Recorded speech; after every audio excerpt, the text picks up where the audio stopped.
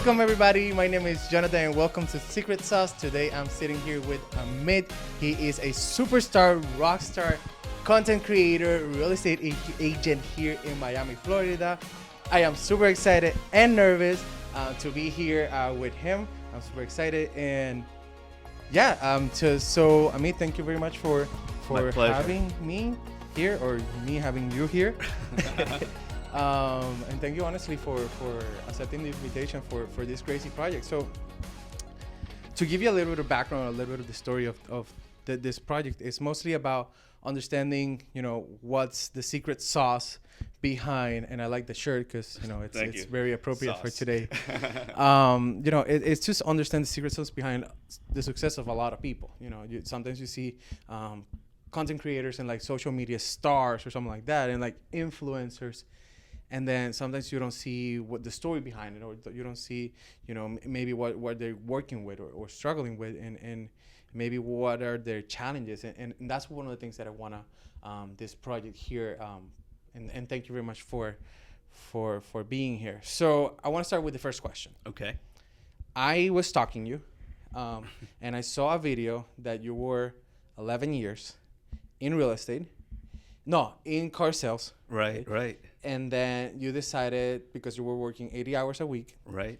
And then you decided to do the switch to real estate. Now, why real estate? Yeah, good question, because I get that asked sometimes. And I thought the main reason for it was I was in the car business. You're usually selling someone the second biggest, most expensive item they're purchasing. And then I thought it was just logical, because I was able to gain trust with them to go to their most expensive item usually. Nice. And I liked real estate. Nice. And why not keep going, in that same ride of like after 11 years, somebody would be like, I'm already in 11 years. I'll just keep growing the corporate ladder or something like that. I got burnt out. It got so bad at a time. I was in my 20s and early 30s, and there was a time when one day I told the main guy, the guy in charge of the whole dealership, I told him I quit. He's like, what do you mean you quit? I just couldn't take it anymore. And he was really cool. He's like, take a month off. You got your job back when you come.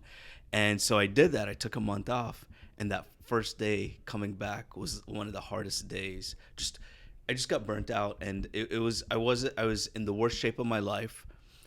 I was getting like 5 or 6 days off a month, missing all these family events, and it just wasn't the right fit anymore. When you say we're mentally burned out, like mentally or like everything. So like my waist at that time was 5 inches bigger than it is now, and I was way younger with way better metabolism, and so it was like I would be in my bed about to tie my shoelaces, and I'd be out of air because my stomach would get in the way. So just I get it. So just being out of shape, and then mentally, it was a combination of both, actually. Okay. So you are you decided to start in real estate, becoming that. How long have you been in the industry?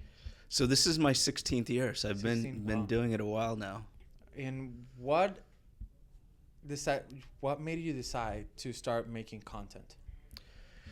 I was doing real estate. It was probably like 11 or 12 years, and I was just doing everything that everyone tells you that doesn't create content. And it would be stuff that I didn't like. It was using someone else's personality to do stuff that I should do, meaning when homes don't sell, when they expire, calling the owners, bothering them, seeing when they're going to sell, when they're going to hire another agent, just doing stuff that it was getting to the point where it was like the car business. I didn't like what I did. And I loved the car business for a while, and I loved real estate for a while. But the second I started doing things that I didn't like doing is when I did it. And then there was this company called Curator. And I used to follow them before they became Curator. They had this show called The Water Cooler. And it was it was very laid back, and they would just create content, and it was so consumer focused. And I was like, I have nothing to lose. Let me just try that. Let me start with Curator and get with people that have like-minded stuff, consumer focused, doing stuff that's fun and trying to do that. And I saw that no one was really doing it in Miami, and so it was sort of nerve-wracking, but that's when I started doing it. Probably about, I don't know, maybe 4 years ago, 4 years ago. Boom. And what would you say, what has been the difference between you starting content? Wait, before I jump into that, how do you start it? How do you start creating your content? You started with the phone, or you started with somebody like him you hired? No, no. videographer? In the beginning, you start by messing up and like asking. I think one of the hardest things in life that makes it difficult for ourselves is our ego. You know? Yeah. And when you start something new, maybe not you, but me, when most people, when we start something new, we listen, but we have our ego in the way and say, oh, that person doesn't know what they're talking about, or I'll put a spin on it and make it better. And so in the beginning, it was just, it took me a while to be on video, actually. It was more content, like written content. Okay. Because, I'm 50 now, and this was like 46 years old. And when you look in the mirror or you do an accidental video of yourself, or you see a picture, you're like, wow, I'm ugly, I'm out of shape, I don't look like when I was younger. And our vanity gets in the way. So in the beginning, I've only been doing video for like a year and a half, 2 years. So yeah, it was all content just by written word or later audio podcasts. Wow. And then, but you started just written, and then somebody would come and film you. You didn't start with like selfies. No, because I see you nothing. very active on TikTok now, and Yeah. and then sometimes I see you recording yourself. So it's pretty cool that you're using the phone. But you started kind of professional way. Right. So yeah, in the beginning, I think one of the most important things for someone that's thinking about doing this, and I mean, I'll give more information later, but basically, is to find a group of people that you admire, that don't have an ego, that you can learn from, and then your ego, throw it away. Just listen to what they say and try it. It doesn't mean it's going to work 100% of the time, but their idea is probably better than your idea if you've never done it, Nice. And what would you say it has been the change since you started creating content a little more consistently? It's huge. Like, since we started doing videos, especially videos, even like written word and stuff in the podcast, helped me quite a bit, because I was a single agent. I didn't have a team back then, and I didn't have videographers following us. I didn't have people calling me to be on their shows. It was just doing content. And so like that content back then was just trying to do real estate content. And when it changed was when I started doing videos. And it doesn't have to be a great video. It can be on a phone and stuff. But since then, like the change it's had on me, I think that's what you asked me. I was a single agent then. Now there are two agents on our team, not my team. I like to say our team because it's all of us. It's not my team. And from there, we're selling. Back then, I would sell homes like in Kendall or something, and they would be like $200,000, $300,000, maybe $400,000 homes. And every once in a while, I'd sell an expensive one, and I would feel like I'm great, but since we've been doing content, probably 80% of our business is the high end. Boom. 20% is just regular, because we never want to be like we're too good for anyone, because at the end of the day, it doesn't matter who you're helping. Their home to them is $1 million home, right? Yeah. Or a $20 million home, whatever it is. And so because of that, we've been able to create a team from content, create a team. We're able to get better listings, obviously make a lot more money, and more than anything, make it a lot more fun. Nice.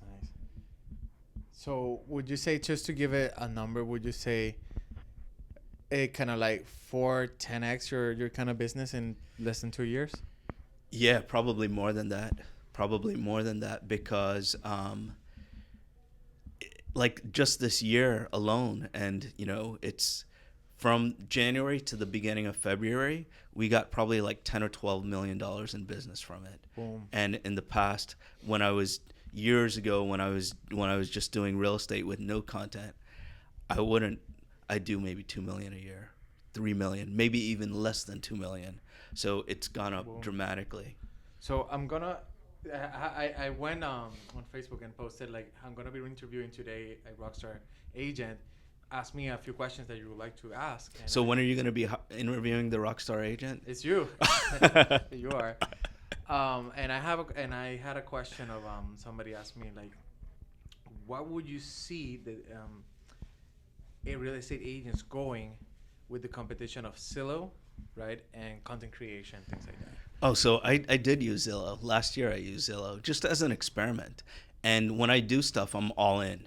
So I was spending $6,000 a month on one zip code in Pinecrest. So just so people will know. And I realized that, so my ROI on Zillow was about break even. You know, maybe I made a little bit of money. But more than anything, what I realized is Zillow is great for some people, but it wasn't a good fit for me. And I would rather have people call me to do business, have, you know, just go to random events. And I'll give you a quick story. I went to this Thai restaurant in South Beach. I probably pronounce it incorrectly, Nuriana, and it's like this really fancy Thai restaurant where celebrities go, all the athletes. And the waiter was sitting me down, and he asked me how I was doing. He said my name and stuff. I didn't even know who. My wife thought it was like a friend. But that's the power of content creation. People get to know you. They like you. Zillow, they feel like they're doing you a favor by doing business with you. And for me, Zillow didn't really work well. Some people it does work well. But I think at the end of the day, content creation kills all. Nice, nice. So you would say that, you know, because for me, this is, as an entrepreneur, marketing, and all that background, you know, for me, I know you, you know, and for me, I might get my license soon, Right. because I want to get in the game because I love it so much. But, you know, for me, I see a lot of more of I want the person that lists or gets the listing is the person that is kind of like lives and like survives in the real estate industry, because Right. you're kind of guaranteeing that a sale. But, you know, the way that you reach that is to building trust. And then how do you build trust with as much people as possible? You know, Right. is instead of like one-to-one and then doing the listing presentation and doing all that stuff, you know, it's just putting yourself out there. And when you're putting yourself out there, comes a lot of things. And that's going to be another question that I want to do. Could I get into what you said really please, quickly? please, So I'm glad you brought that up, because a lot of times as agents, especially in the luxury market, we want to look like we live in New York and we're on the stock exchange, where we're suit, tie, all this. I'm wearing this Hot One shirt on purpose today. And the reason I'm wearing that is when we create content and when we put stuff out there, it resonates with more people. Yeah. You know, if I just wore a shirt and a tie or whatever, people would just see me as me. Yeah. When I wear a t-shirt and I wear jeans and I wear a shirt that maybe some people watch the show, they like, oh, cool. yeah, and they like me, and I didn't even do anything to earn it. Yeah. So Yeah, I'm a fan of that show, and I'm like, oh, and I already bought a couple of those hot sauces, and I saw your episode, and I think this cool. like, oh, that's like cool. It's like, oh, this is my dude, this is my tribe. What's up? Awesome. What's up? So talking about that, let's talk about authenticity with content. Okay. You know, you just mentioned that, you know, people wanna, and especially in this world of Instagram and all of that stuff, where you put a bunch of filters and, you know, and you look 20 years younger, and then Right. your eyelashes go like this, and it's amazing. It makes you look like a boy or very old, and like, Right, or like right. a girl, whatever. And so how do you keep it? Because I seen your content, and it's pretty, you know, I was looking at it, and I like one of the episodes of the Bright Line. You guys go Right, in there, it's just randomly you have your thing on your lap mic, and then just somebody started talking. Oh, Right, do you right. mind if you're in the shot? Oh yeah. And I'm like, okay, that's cool. And somebody's following you. Yeah, through the Derek party. was following us. So my question is like, how, because there's a lot of people that wouldn't dare to do that kind of real stuff because they are afraid of you know, what they think, or to mess up, or stuff like that. So how do you work with that authenticity in content? Yeah, so I think with anyone, when you do something in the beginning, You just have to, it's your perspective and your expectations. When you start something, you're going to suck at it. You're not going to be good at it. When you look at the video, you're going to think, oh, wow, I shouldn't do this or whatever. But at the end of the day, we're going to have haters and we're going to have people that love us. And the people that love us, even if your video is terrible, it sucks, you look horrible, they're going to be high-fiving you because they saw your video. And I think when you create content, the biggest thing is to check yourself, to get rid of that ego, to get rid of that vanity, and just take a chance. It's like the boy or girl speaking to that boy or girl that they like, and being scared to do it. And then eventually they try one time, and guess what? That person actually felt the same way about them. And just taking that chance, because great things happen when you try things, and nothing happens when you don't do things, or bad things happen. So yeah, just be yourself. And if you're a jerk, it's gonna show on the camera. Yeah. Just try and hold back that ego a bit, and it'll work well. That's awesome. How you mentioned haters? How do you?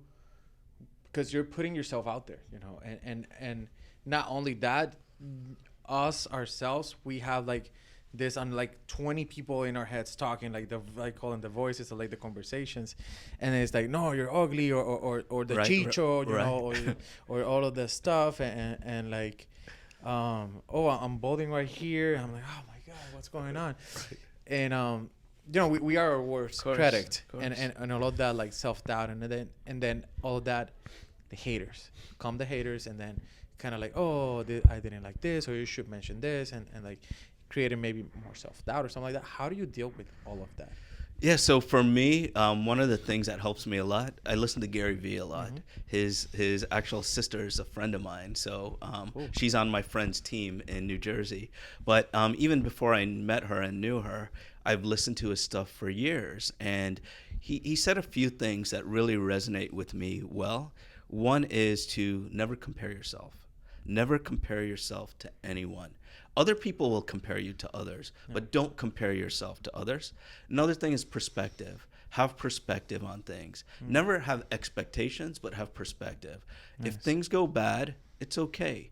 And always have things like, it's okay in your mind, the it's okay mentality. What is the worst thing that could happen in your life if someone that you didn't know said something bad about you, or someone that you know said something bad about you? If it's a loved one, listen to them. I'm not saying you should do what they say, but at least listen to them, because they love you, you know? And don't worry about the haters, because the better you do, the more haters you're going to get. And if someone is hating you, that means they're paying attention to you. Most of the time, the people that are hating you, you have no idea what's going on in their life. So it doesn't matter, really. So the more haters, the more success. Yeah. Kinda. Yeah, exactly. Yeah, we call it like that. Let me see. I was looking in that same train in that conversation. You mentioned something about selling with emotion, you know, Right. And this is, I want to connect it to, like, you know, with all of that, you know, with content creation, all that stuff, like storytelling. I think that, you know, you did in an American Dream TV episode with the book, Right. for the house.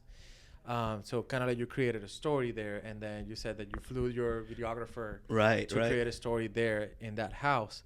So would you say that, you know, also, like, not only, because it might be like two different things. It might be, you know, creating a story and like content for the house, like a storytelling for the product, and also like you as a person maybe connecting with the audience, you know. What would you say it's, if there's a difference to you, you know, but tell me more about selling with like storytelling or emotions. Yeah, so with every listing or customer we have, there's always a story, right? And I mean, it sounds sort of cliche, but there is. There are pain points, there are other things that people are going through. And when we have a customer, we have multiple storylines going at the same time. One, they're buying a house. Two, why are they buying a house? Three, the seller that's selling the house. Four, your journey throughout this process. And if you try and blend them together, or even have separate stories, that's the way to do it.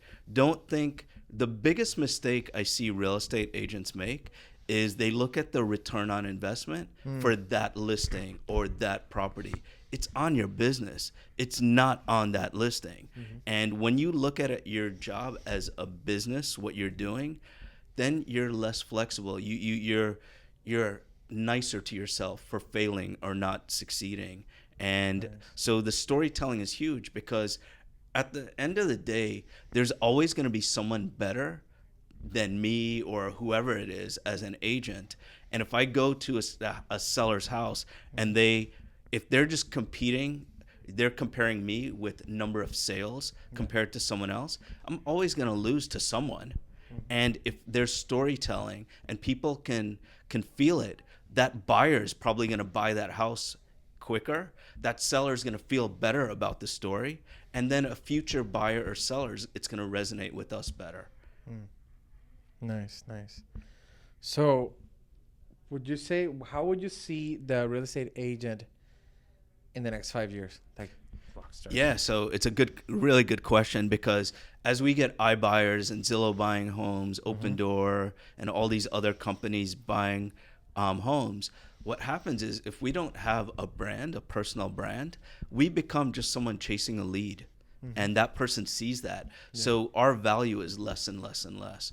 So in 5 years, if we don't have a brand, if we don't create stuff where people see our authenticity, not creating a brand where you're telling the world how great you are, because no one cares. They care more about, like, I meet people all the time and they'll ask me about my wife. I never even told them I'm married, So stuff like that. As we create these stories, and you do an incredible job of the storytelling and stuff, and by us as agents, in the past we were salespeople that would sometimes use marketing to sell properties. Now we're great marketing people that don't sell, and by creating stories, it does sell. So I think going 5 years, we'll be more storytellers, right? Boo! It's gonna be the generation of storytelling agents. I have I have one last question here. I want to jump on a few questions that I got on Facebook. Sure. How do you balance your content? Like, sometimes people say, like, or the Gary Vaynerchuk, like, jab, jab, right hook, or something like that. Like, do you offer all the time, like, value, or just your personal stuff? Yeah, like, what's your mix? It's funny, because I think what makes us better at business is when we don't think of the right hook. When we just when we don't do it for the money. And it may sound stupid, it might sound crazy, but if I'm offering value all the time, people, like the other day, so Will is on my team, on our team, actually. So Will said he spoke to someone, he connected with him from New York, because he created this foodies group. And this agent in Compass from New York connected with him. Nice. He didn't ask for business or anything, but Will told me, he's like, man, I really want to find him some business.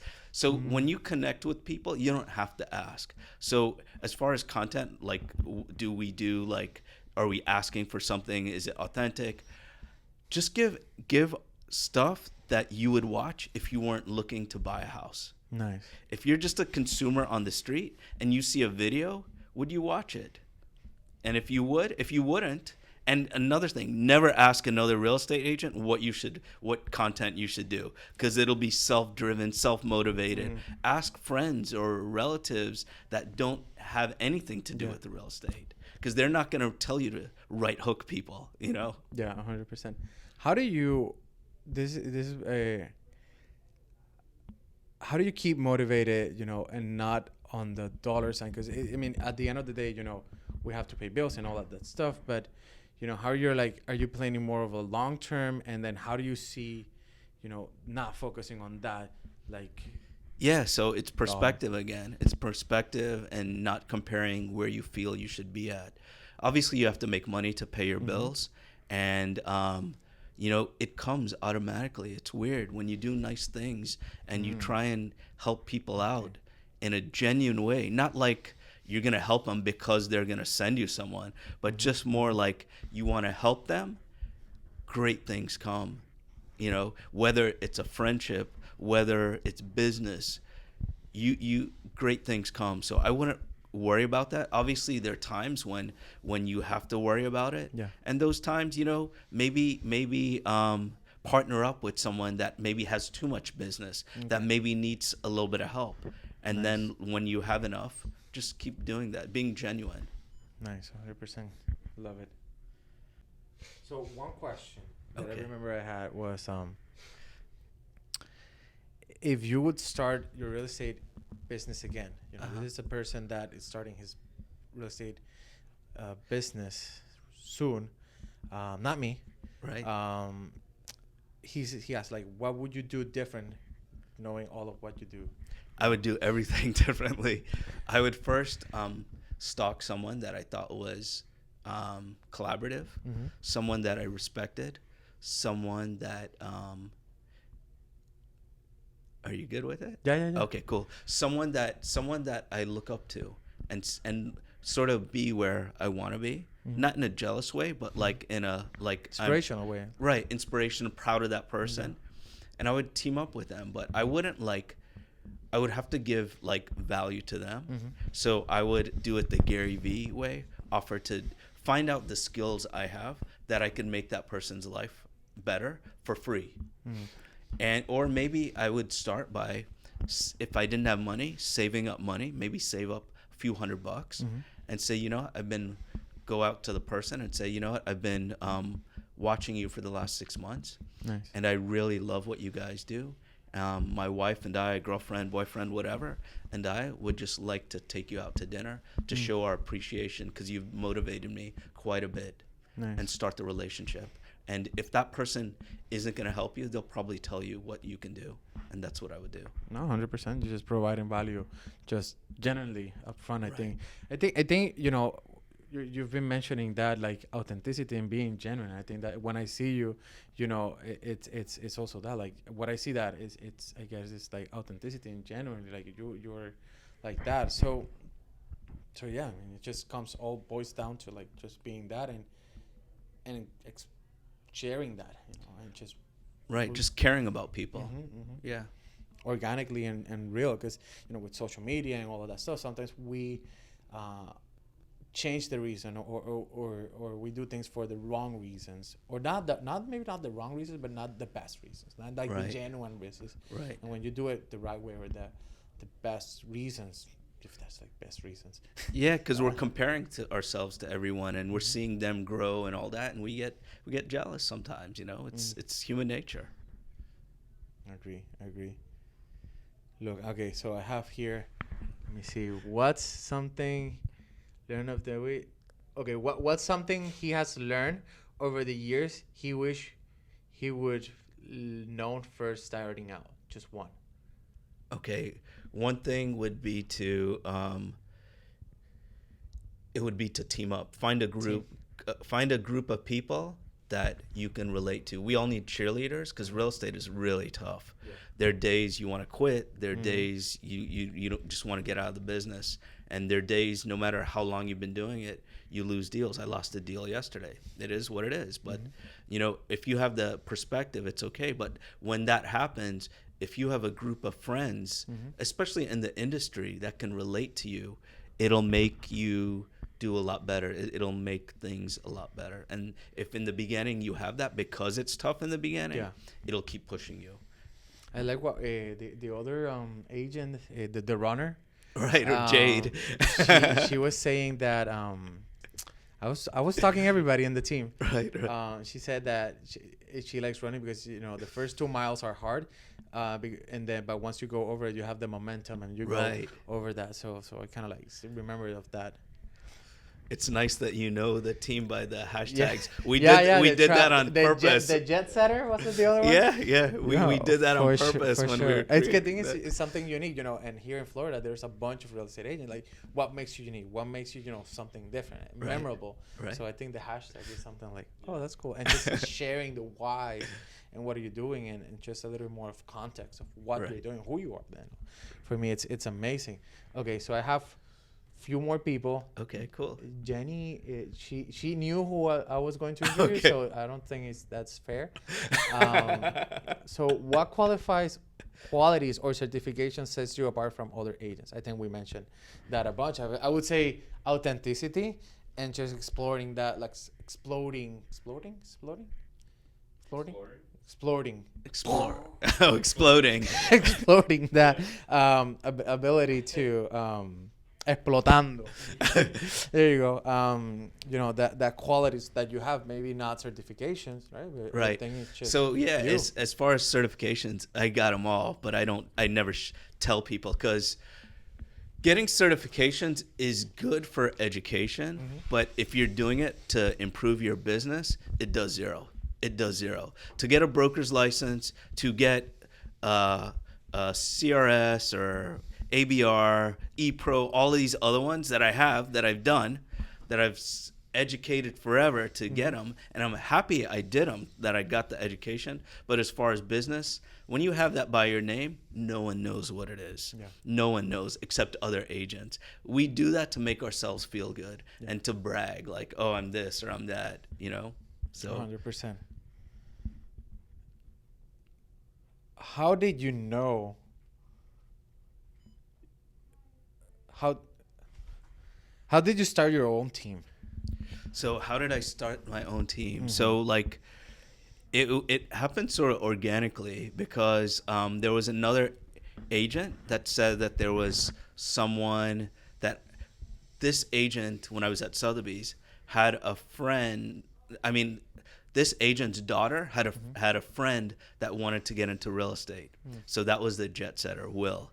And they're like, who wants to talk to him? And so I spoke to him, and then there were a few other agents that spoke to him as well. I said, I'm not gonna offer you a job until you speak to everyone else. Nice. Because you want to see your value compared to others. Yeah. And then he joined, and Jade was pretty cool because Compass at a New York headquarters called me, and they're like, we have this person who's amazing. Would you like to interview her? I'm like, yeah, of course. Nice. You know. So for the average person that's starting a team, I would say write down the things that you hate to do. Okay. You probably know the things that you hate to do. Find someone that likes to do those things, that's sort of in their career like you are. Because like at Compass, we have two agents that are really good, and they kill it with Zillow. George Rico and Gianni Pericarpi. I'm not great with names, but they're good friends of mine. So they were both hustling as single agents, and they came together last year. And I am so proud of them. They are crushing it. They're doing so well together. So it's just finding someone that's like-minded, that's looking for the same thing. Obviously, you have to get along with them. Yeah. And if anyone needs help doing that, I'll be happy to speak with them. They can just reach out and I'll tell them. Boom, boom, boom, boom. So, Amit, do you have something that you would like to say, to future agents about content and yourself, like whatever you want to say? Yeah, I would like to. Don't worry about perfect. Just do it, and just do. When you do a piece of content, don't do too much real estate. Do a little bit of real estate. They have to know what you do, and they could know. Like I was speaking to a friend of mine in Phoenix the other day, and he has this group where it's about North Phoenix, and he's like, I don't want to pitch anyone, stuff. I said, wear a hat that says your real estate company. Wear a T-shirt. People will know what you do. You don't have to ask them for business. So these agents, when you do the content, some of the time wear jeans. Some of the time wear your dress clothes. Some of the time make it about real estate. More of the time make it about your family, your friends, your passions, what you like to do. The reason I say that is if it's about something you like to do, if you're a foodie, and you resonate with other people that are foodies, they want to listen to your content about food. They don't care about you being at an inspection today or an appraisal not going through. It's good to share those moments once in a while. Yeah. And don't worry about it being perfect. Don't worry about it being on your iPhone. I would suggest getting like a gimbal or DJI Yeah. Osmo or something to keep the camera steady. But besides that, you need nothing except maybe a microphone for audio. Yeah. That's it. Don't worry about the content being great, and have perspective that it's going to take long. Be patient. It'll take time. For me, I'm still telling myself every other week that I suck. I'm just terrible at my job. That it happens, but just take time and good things will happen. Nice. Following that, and this is like, I know that we're kind of like wrapping it up. Is it? Are we? What time is it? Oh yeah, we are. How do you keep the day-to-day motivation? So for me, it's being in groups of people that I like, listening to Gary Vee, and then Curator, being in the Curator group and the Compass group. So having these groups of people and listening to Gary Vee a lot, and Jimmy Mackin, who's in Curator, listening to him as well. Nice. Can you recommend me, if you have read one book, what would it be, and do you recommend it? So it would be Donald Miller. Yes. No, I just look. I'm not even lying. Like, my last post. What was the book you were discussing on Tuesday? Donald Miller. Yeah, building a story brand. It's amazing. That book just makes it so consumer focused, making it super simple, not making it difficult. And he's coming out with a new book pretty soon, like in March or April. So I would just listen to it. I don't read books. It would take me forever. I listen to probably, 25 to 50 books a year, and that would be the one. Yeah, I like that. I like the analogy of when was to like be the guide, not Right. That's, for me, that was like, We're the guide and they're the heroes. yes, and we are the Yoda. Right, exactly. And and like Luke Skywalker wouldn't be Daredevil, no, and Darth Vader if he wasn't because of Yoda. Yoda is the best. Yes. And Yeah. we are Yoda, and our customers are the heroes. And For sure. that book for me was like awesome. So Amit, thank you very much for My pleasure. being here and giving me the opportunity to have this conversation with you. Super excited to share, and it's been super fun. So yeah, you want to say something else? Yeah, if you'd like to see our show, go into allinmiami.tv. And I'm always here if you guys, and I'm not asking you for business, but if you need help growing your business, please call me. I'll be happy to help. Just go to #TheIndianRealtor. If you're a new agent, you've been an agent for a while, or you just want to get better at creating content, just reach out to me. I don't mind spending half an hour to speak to you and help you. Nice. So you want to say something? Very good. So thank you guys very much for seeing and watching this episode. My name is Jonathan. This is Secret Sauce, and I'll see you guys next time. Bye. Peace.